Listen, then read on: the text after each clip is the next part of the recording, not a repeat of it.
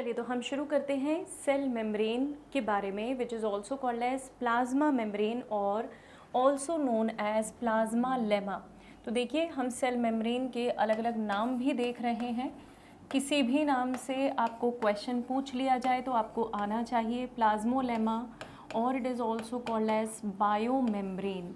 तो ये हमारी प्लाज्मा मेम्ब्रेन है जिसके ऑल्टरनेट नेम्स हैं प्लाज्मा मेम्ब्रेन और सेल मेम्ब्रेन और प्लाज्मा लेमा और बायो मेम्ब्रेन। ये प्लाज्मा मेम्ब्रेन जो है ये बहुत फ्लेक्सिबल होती है, या सेल मेम्ब्रेन जो है बहुत फ्लेक्सिबल है। रीज़न, आप जब ट्रांसपोर्ट करेंगे सब्सटेंसेस का तो चीज़ों को अंदर लाना, बाहर जाने देना, इन दोनों चीज़ों के लिए, इन दोनों काम के लिए आपकी प्लाज्मा मेम्ब्रेन को फ्लेक्सिबल होना पड़ेगा, राइट। तो प्लाज्मा मेम्ब्रेन बहुत फ्लेक्सिबल है। कैसे है और क्या है जो उसे फ्लेक्सिबल बनाता है, इसके बारे में भी हम डिस्कस करेंगे। प्लाज्मा मेम्ब्रेन में जो मेन कंपोनेंट्स हैं जिनसे हमारी प्लाज्मा मेम्ब्रेन बनी हुई है वो है, सबसे पहला सबसे मेजर मेन कंपोनेंट है हमारा लिपिड, जिसे हम फॉस्फोलिपिड के नाम से जानते हैं। यहाँ पे जो मेन कंपोनेंट है प्लाज्मा मेम्ब्रेन का, दैट इज़ फॉस्फोलिपिड।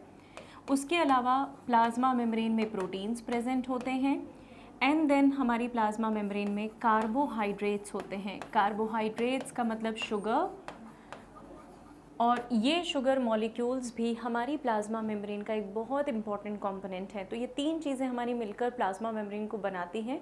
इनका कॉम्पोजिशन वैरी करता है, कहाँ पे किसका क्या कॉम्पोजिशन वैरी करेगा, that we will talk about. और एक कंपोनेंट मैं आपको बताती हूँ which is called as cholesterol. Cholesterol is another important component of your plasma membrane, जो प्लाज्मा मेम्ब्रेन के स्ट्रक्चर को स्टेबिलिटी प्रोवाइड करता है। देखेंगे कैसे।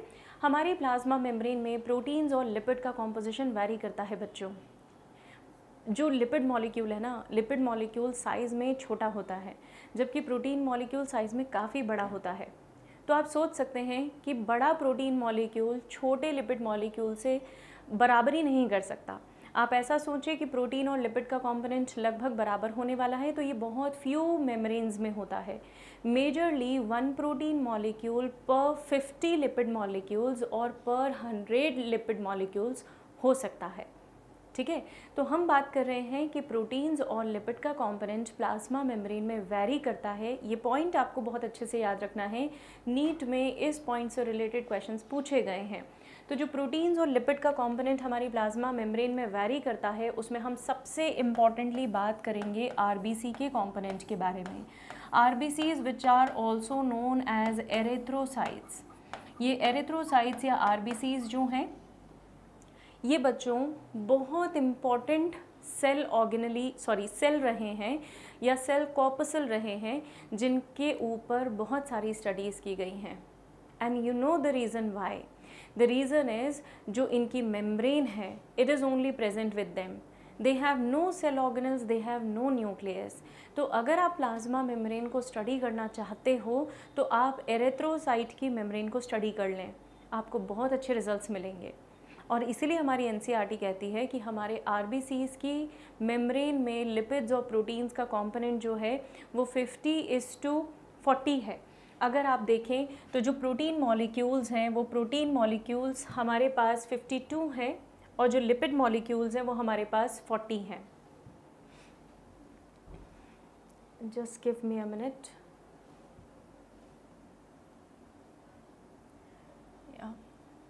जो प्लाज्मा मेम्ब्रेन है उसमें प्रोटीन्स 52% है आरबीसी की। हाँ, this is the composition of RBC की मेम्ब्रेन का। Okay, so do not consider it to be universal for all. ये सिर्फ आरबीसी या एरिथ्रोसाइट की मेम्ब्रेन का कॉम्पोजिशन है, जहाँ पे 52% इनके पास प्रोटीन होता है बच्चों, एंड 40% जो होते हैं वो होते हैं लिपिड्स। अभी भी ये 100 नहीं हो रहा, तो इसलिए नहीं हो रहा क्योंकि यहाँ पे कार्बोहाइड्रेट्स भी ऐड होंगे। तो ओवरऑल आरबीसी के पास सिर्फ मेम्ब्रेन होने say that makes it more suitable for the study of structure of plasma membrane, right. ये कॉम्पोजिशन आपको याद रखना है, ये कॉम्पोजिशन पूछा गया है नीट में, बिल्कुल बाकायदा यही सेम क्वेश्चन पूछा गया है। हर मेम्ब्रेन का कॉम्पोजिशन अलग अलग है एज आई टोल यू, लेकिन ये एवरेज कॉम्पोजिशन है जो हमारे पास है। लिपिड कंपैरेटिवली कम होते हैं, प्रोटीन्स ज़्यादा होते हैं, लेकिन प्रोटीन्स का जो साइज़ है, जो ऑक्यूपेंसी है, वो कंपैरेटिवली लिपिड के ज़्यादा होती है because of size of protein molecules. तो ये एवरेज डेटा है आपके सामने, जहाँ पे लिपिड 40%, प्रोटीन्स में vary from 58 to 59 to 60 even. जो प्रोटीन्स होते हैं, ये प्रोटीन्स में एर्जिनिन एंड लाइसिन ये सबसे ज़्यादा प्रेजेंट होते हैं। मैं आपको एक कॉन्सेप्ट रिलेट करके बता रही हूँ। हमारा जो डीएनए है वो न्यूक्लियस में पैक होता है, और न्यूक्लियस में डीएनए को पैक करने के लिए हमें कुछ स्पेशल प्रोटीन्स की ज़रूरत है। वो स्पेशल प्रोटीन्स हिस्टोन्स होते हैं। रिमेंबर, ये आप क्लास 12th में भी पढ़ेंगे ये concept. There are special proteins which are known as histone proteins which are meant for the packaging of DNA in the nucleus. DNA को न्यूक्लियस में पैक करने के लिए हमारे पास कुछ स्पेशल प्रोटीन्स होते हैं, और ये वही प्रोटीन्स हैं बच्चों जिनमें हिस्टोन वो प्रोटीन है जिसमें बेसिक कुछ प्रोटीन्स हैं, हमारे अमीनो एसिड्स हैं which are arginine and lysine. ये arginine and lysine amino acids हैं which are majorly found in the form of proteins which form your plasma membrane. Amino acid तो बहुत होते हैं बच्चों, लेकिन जो प्रोटीन प्लाज्मा मेम्ब्रेन बनाते हैं they are rich in arginine and lysine. These are basic proteins basically, और ये वही प्रोटीन है जो हिस्टोन को भी फॉर्म करते हैं, वो हिस्टोन जो आपके डीएनए को पैकेज करता है। I hope this is absolutely clear. Carbohydrate का कॉम्पोजिशन काफ़ी कम होता है। क्यों कम होता है वो हम समझेंगे थोड़ी देर में। अगर मैं प्लाज्मा मेम्ब्रेन के स्ट्रक्चर के ऊपर जाऊँ, स्ट्रक्चर के बारे में बात करूँ, तो प्लाज्मा मेम्ब्रेन जो है ये बेसिकली लिपिड्स प्लस प्रोटीन का मेजर कॉम्पोजिशन है। तो मैं ऐसा बोल सकती हूँ कि प्लाज्मा मेम्ब्रेन लिपोप्रोटीनीशियस है। लिपोप्रोटीनीशियस,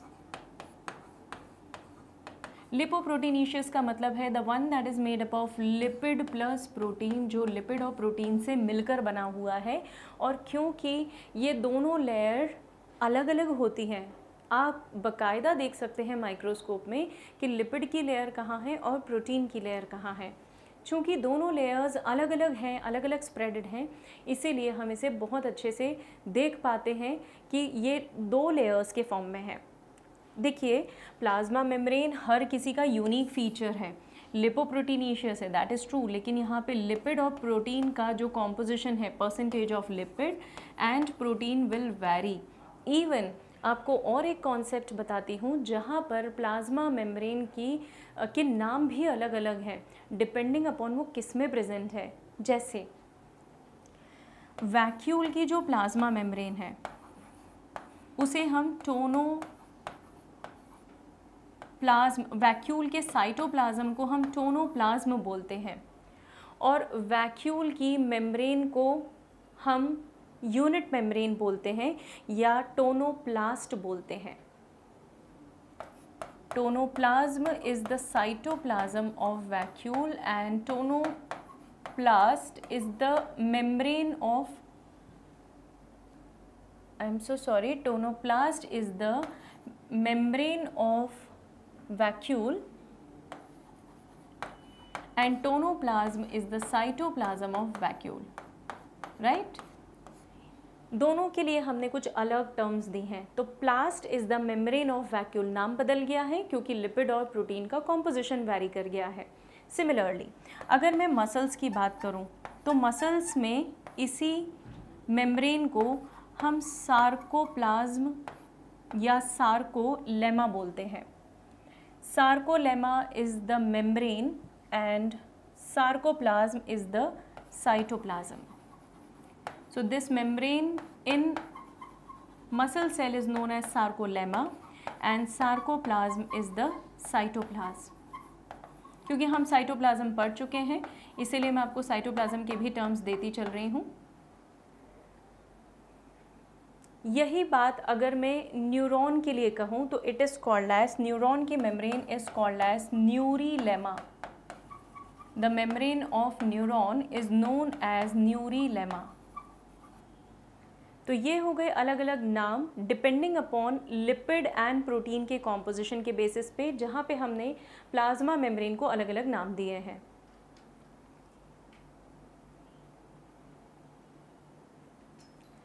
राइट? चलिए अब इसके आगे बढ़ते हैं। हमारी प्लाज्मा मेम्ब्रेन में कुछ ग्लीसराइड्स भी होते हैं जो कि फॉस्फेट ग्रुप से अटैच्ड हैं। तो जो ग्लीसराइड फॉस्फेट ग्रुप से अटैच्ड है उन्हें हम फॉस्फोग्लीसराइड बोलते हैं। हम डायग्राम में इसे स्पेसिफिकली देखेंगे। अब हम बात करते हैं प्लाज्मा मेम्ब्रेन के कॉम्पोजिशन पे। देखिए, जब भी प्लाज्मा मेम्ब्रेन के फंक्शन को एक्सप्लेन करना पड़ा हमें, तो हमें सबसे पहले उसके स्ट्रक्चर को देखना पड़ा, क्योंकि हम तो क्या कह रहे थे कि भाई प्लाज्मा मेम्ब्रेन जो है वो चीज़ों के फ्लक्स को बढ़ाती है, चीज़ें अंदर आएंगी बाहर जाएंगी, ये सब कौन करेगा? Plasma membrane. लेकिन आप खुद बताइए, अगर प्लाज्मा मेम्ब्रेन का स्ट्रक्चर एकदम रिजिड हुआ, एकदम फिक्स हुआ, तो क्या वो इन चीज़ों के फ्लो को अलाउ कर सकती है? कभी भी नहीं। तो प्लाज्मा मेम्ब्रेन के स्ट्रक्चर को एक्सप्लेन करने के लिए कुछ मॉडल्स प्रपोज किए गए। उन मॉडल्स में जो बेसिक चीज़ें थी, हम पहले उन बेसिक चीज़ों को डिस्कस करेंगे और उसके बाद जो मॉडल एक्सेप्टेड है, जो मॉडल हमारी एग्ज़ाम्स के लिए भी इम्पॉर्टेंट है, हम उस मॉडल के बारे में डिस्कशन करेंगे। तो चलें आगे बात करते हैं प्लाज्मा मेम्ब्रेन के बारे में। एक चीज़ मैंने अभी ऑलरेडी डिस्कस की आपसे, that it is bilayer. Why bilayer? Because it is made up of protein and lipid. इसीलिए इसे मैंने क्या बोल दिया, क्योंकि ये लिपिड और प्रोटीन का कॉम्बिनेशन है, तो मैंने इसे लिपोप्रोटीन लेयर बोला। इसके अलावा हमारी प्लाज्मा मेम्ब्रेन में ग्लूकोज भी प्रेजेंट है, तो this is called as lipoprotein. We talked about it, we call it as lipoprotein. इसके अलावा ग्लूकोज प्लस प्रोटीन का कॉम्बिनेशन भी हमारे पास होता है, जिसे हम ग्लाइकोप्रोटीन के नाम से जानते हैं। तो प्लाज्मा मेम्ब्रेन के अंदर लिपोप्रोटीन और ग्लाइकोप्रोटीन ये कुछ इंपॉर्टेंट कंपोनेंट्स हैं। बात हम सबसे पहले करेंगे लिपिड की, कि लिपिड्स कैसे होते हैं। अगर प्लाज्मा मेम्ब्रेन के लिपिड्स को देखा जाए तो ये लिपिड्स बड़े स्पेशल हैं। This is the structure of a single lipid molecule, जिसमें ये इसका हेड है और नीचे इसकी टेल, इसे हम टेल बोलते हैं, और ऊपर के पोर्शन को हम हेड बोलते हैं। किसी भी प्लाज्मा मेम्ब्रेन में जो हेड है वो हेड पोलर है। पोलर का मतलब जो वाटर लविंग है, जिसे पानी पसंद है, उसे हम पोलर बोलते हैं, और जो वाटर को बिल्कुल नहीं पसंद करता उसे हम वाटर हेटिंग बोलते हैं। So one of the portion is polar, polar head, and non polar is the tail. तो टेल कैसी है? नॉन पोलर, हेड पोलर है। अगर मैं इसे दूसरे वर्ड्स में समझूं या लिखूं तो हेड जो है वो हाइड्रोफिलिक है, इन टर्म्स को ध्यान रखें, और टेल जो है वो हाइड्रोफोबिक है। The tail is hydrophobic and head is hydrophilic. ये हमारी प्लाज्मा मेम्ब्रेन में कुछ स्पेशल कॉम्पोनेंट्स हैं जो कि प्लाज्मा मेम्ब्रेन को स्टेबलाइज करते हैं। लिपिड का मॉलिक्यूल है। लिपिड एक ऐसा मॉलिक्यूल है जिसमें पोलैरिटी है, जिसमें एक पोर्शन पोलर है और एक पोर्शन नॉन पोलर है। तो इसीलिए हम लिपिड को एम्फीपैथिक मॉलिक्यूल के नाम से भी जानते हैं। Since it have to portion, one is hydrophilic, another is hydrophobic, इसीलिए हम लिपिड को एम्फीपैथिक बोलते हैं, और यही इसकी खासियत है बच्चों। इसी के कारण हमारा जो लिपिड मॉलिक्यूल है उसमें स्पेशलिटी होती है। इवन अगर मैं आपको बताऊं कि जो टेल है, तो टेल भी कुछ ऐसा स्ट्रक्चर है जो सैचुरेटेड फैटी एसिड का भी बना हुआ है और अनसैचुरेटेड फैटी एसिड का भी बना हुआ है।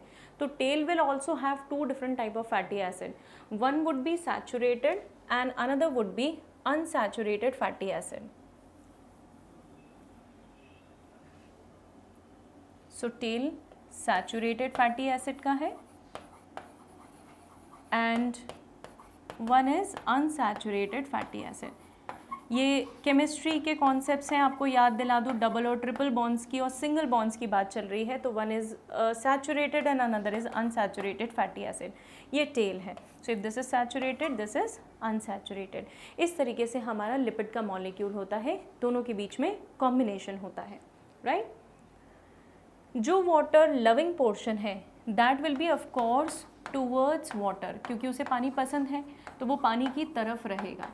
लेकिन जो वाटर हेटिंग है that will be away from the water, क्योंकि उसे पानी के प्रेजेंस में एग्जिस्टेंस दिखाते नहीं आता, it hate water, therefore hydrophobic portion is away from the water.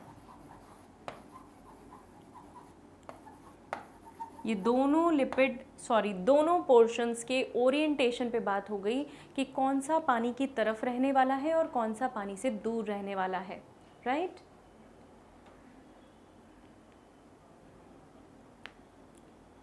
This we have already talked about कि हमारी प्लाज्मा मेम्ब्रेन में जो है वो दो अलग अलग कॉम्पोनेंट्स हैं, one is protein and another is lipid. अब ये जो मेम्ब्रेन के प्रोटीन्स हैं इन्हें हमने क्लासिफाई किया है इनटू टू कैटेगरीज मेजरली। ये जो क्लासिफिकेशन है ये है on the basis of isolation और on the basis of extraction. आप कितने ईजिली इन सब्सटेंसेस को एक्सट्रैक्ट, इन प्रोटीन्स को एक्सट्रैक्ट कर सकते हैं, आसानी से कर सकते हैं या नहीं कर सकते हैं, आपको मेहनत लगेगी, उसके बेसिस पे हमने प्लाज्मा मेम्ब्रेन के प्रोटीन्स को क्लासिफाई किया है, राइट। प्लाज्मा मेम्ब्रेन के प्रोटीन्स को जितना ईजिली आप आइसोलेट कर लें या जितना डिफ़िकल्टी से आप आइसोलेट करें, उसके बेसिस पे these proteins are classified as integral protein, we also call it as intrinsic proteins। ज़रा टर्म का मतलब समझिए, आपको रटना कम पड़ेगा, हमें रटना नहीं है, चीज़ों को समझ के बढ़ेंगे तो आसानी से याद कर पाएंगे। इंट्रिंसिक प्रोटीन्स का मतलब है जो अंदर है। भाई अगर कोई घर के अंदर में बैठा हुआ है, अंदर सिटिंग है, रूम अंदर के रूम्स में बैठा हुआ है, तो उसे बाहर निकालना मुश्किल होगा ना, लेकिन जो घर के बाहर खड़ा है उसे तो आप बहुत इजीली ड्रैग कर सकते हैं, राइट। इंट्रिंसिक मतलब इन, अंदर, जो अंदर है उसे आपको निकालने में बहुत मेहनत लगेगी, लेकिन जो बाहर की तरफ है, एक्सट्रिंसिक, आउटर पोर्शन है ना, उसे आप बहुत आसानी से निकाल लेंगे। याद हो गया। इंट्रिंसिक प्रोटीन मतलब integral proteins which are difficult to isolate. जब आप इसे रिमूव करने की कोशिश करेंगे तो ये कठिनाई से आइसोलेट होंगे। वहीं पे जो हमारे पेरिफेरल प्रोटीन्स होते हैं उन्हें हम एक्सट्रिंसिक प्रोटीन बोलते हैं, मतलब ये ऐसे प्रोटीन्स हैं जिन्हें हम बाहर ईजिली निकाल सकते हैं। पेरिफेरल और extrinsic, these are the proteins which are located on outer side. अब इस आउटर साइड का मतलब समझना बच्चों, आउटर साइड से आप ऐसा न समझें कि सेल के बाहर,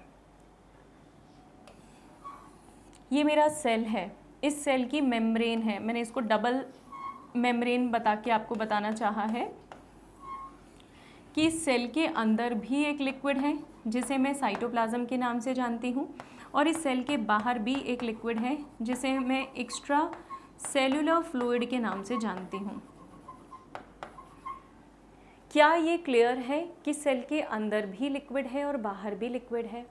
यस, दोनों तरफ पानी है।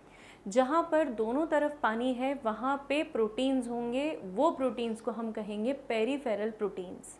मतलब इस तरफ जो प्रोटीन होंगे लिपिड लेयर के और इस तरफ जो प्रोटीन्स होंगे उन्हें हम बोलेंगे पेरिफेरल प्रोटीन्स। ये एक पेरिफेरल दिखाया मैंने आपको, दूसरा पेरिफेरल दिखाया। ये ओवरव्यू डायग्राम है, अभी मैं आपको एक और डिटेल डायग्राम दिखाऊंगी। So we have two types of protein, majorly इन्हीं दो टाइप ऑफ प्रोटीन के बारे में बात करते हैं, but there is one more protein which is called as tunnel protein. वो टनल प्रोटीन एक्चुअली और कुछ नहीं है, वो इंट्रिंसिक का ही एक पार्ट है। तो we will talk about this integral और इंट्रिंसिक प्रोटीन, जिसमें एक कैटेगरी मेरे पास टनल प्रोटीन्स की भी है जिन्हें मैं टनल और चैनल प्रोटीन्स भी बोल सकती हूँ। We call them as either tunnel और चैनल प्रोटीन्स। ये बहुत इंपॉर्टेंट है बच्चों, क्योंकि ये गेटवे जैसा काम करते हैं, इन्हीं से चीज़ें क्रॉस होंगी। तो ये बहुत इंपॉर्टेंट है टनल प्रोटीन्स। लेकिन ये प्रोटीन्स कैसे हैं? इंट्रिंसिक, इंटीग्रल प्रोटीन्स ही हैं, उन्हीं की कैटेगरी है ये। मतलब ये इंटीग्रल प्रोटीन्स बहुत अंदर तक भी धसे हुए हो सकते हैं या सुपरफिशियल भी हो सकते हैं। We will see how. देखिए, ये इंटीग्रल प्रोटीन्स जो हैं ये हमारी मेम्ब्रेन से हमेशा के लिए परमानेंटली दे आर अटैच्ड। इसीलिए तो आपको इन्हें निकालने में बहुत मेहनत करनी पड़ेगी, क्योंकि ये स्ट्रक्चर को स्टेबिलिटी देने के लिए रखे गए हैं बच्चों। अब अगर आप इन्हीं को बहुत आसानी से निकाल लें तो स्टेबिलिटी कैसी, है ना? तो हमारे जो इंटीग्रल प्रोटीन्स हैं इन्हें हमने बहुत स्पेसिफिकली अंदर तक रखा हुआ है, बट इसे फिर हमने या तो आधा अधूरा अंदर रखा है या बहुत डीपली अंदर रखा है। समझिएगा कैसे। ये मेरे पास लिपिड के मॉलिक्यूल्स की बाइलेयर है। इस लिपिड के मॉलिक्यूल्स की बाइलेयर में अगर मैंने एक प्रोटीन को ऊपर से नीचे तक स्पैन कर दिया तो क्या आपको ऐसा नहीं दिखता ये मेम्ब्रेन के ऊपर से लेकर नीचे तक है, मतलब बहुत डीपली बरीड है, राइट? तो इसे मैं बोलूँगी टोटली बरीड। एक प्रोटीन जो हमारे पास होगा वो ऐसा भी हो सकता है कि पेरिफेरी पे हो और ऐसा भी हो सकता है कि वो पार्शली हो। ये मेरा प्रोटीन जो बाहर की तरफ हुआ वो हो गया एक्सट्रिंसिक प्रोटीन।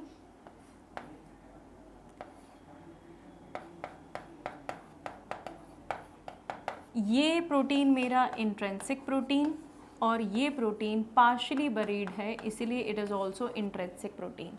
आई होप दोनों टाइप के प्रोटीन्स के बीच में आपको डिफरेंस समझ में आ गया हो कि कौन सा प्रोटीन पार्शियली बरीड है और कौन सा प्रोटीन कंप्लीटली बरीड है।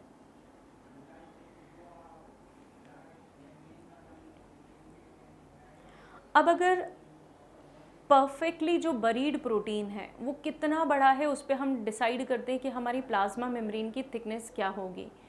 यूजुअली प्लाज्मा मेम्ब्रेन की थिकनेस 70 एंगस्ट्रॉम होती है, राइट? 70 एंगस्ट्रॉम थिकनेस ये वैरी करता है बच्चों, सेल टू सेल वैरी करेगा। कुछ सेल्स में ये थिकनेस कम भी हो सकती है, कुछ सेल्स में ये थिकनेस ज़्यादा भी हो सकती है।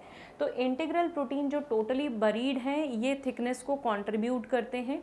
अबाउट टनल प्रोटीन्स हम ऑलरेडी बात कर चुके हैं that there are special proteins which are called as tunnel protein, जो मेम्ब्रेन में ऊपर से नीचे तक एक चैनल, एक टनल क्रिएट कर रहे हैं, right? This is basically for exchanging of substances, for the transportation of substances. Peripheral proteins के बारे में बात करेंगे हम। पेरीफेरल प्रोटीन्स प्लाज्मा मेम्ब्रेन में बाहर की तरफ एसोसिएटेड हैं। एज आई टोल्ड यू, ये एक पेरीफेरल प्रोटीन हो सकता है, ये एक पेरीफेरल प्रोटीन हो सकता है। दोनों जगह डिफरेंस क्या है बच्चों? ये हो सकता है टूवर्ड्स इंटरसेलुलर फ्लूइड हो, या हो सकता है it is towards extra cellular fluid. मतलब सेल के बाहर जो लिक्विड है वहाँ पर भी ये प्रोटीन हो सकता है, और सेल के अंदर की तरफ जो लिक्विड है मतलब टुवर्ड्स साइटोप्लाज्म जो है ये प्रोटीन वहाँ पर भी हो सकता है। In both the cases it is peripheral protein.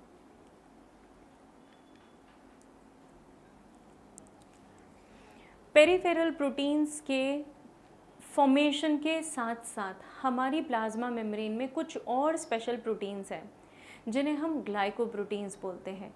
Glycoproteins basically glucose एक शुगर है, it's a carbohydrate plus protein, इन दोनों का कॉम्बिनेशन। हमारी प्लाज्मा मेम्ब्रेन में ग्लूकोज प्लस प्रोटीन का कॉम्बिनेशन है या फिर ग्लूकोज प्लस लिपिड का कॉम्पोजिशन है, राइट? तो जब ग्लूकोज प्लस प्रोटीन का कॉम्बिनेशन आप लिखते हैं तो it is called as glycoprotein, और जब लिपिड प्लस प्रोटीन का कॉम्बिनेशन आप लिखते हैं तो उसे हम बोलते हैं ग्लाइकोलिपिड। ये दोनों चीज़ें हमारी प्लाज्मा मेम्ब्रेन में रिकॉग्निशन का काम या रिसेप्टर्स का काम करती हैं।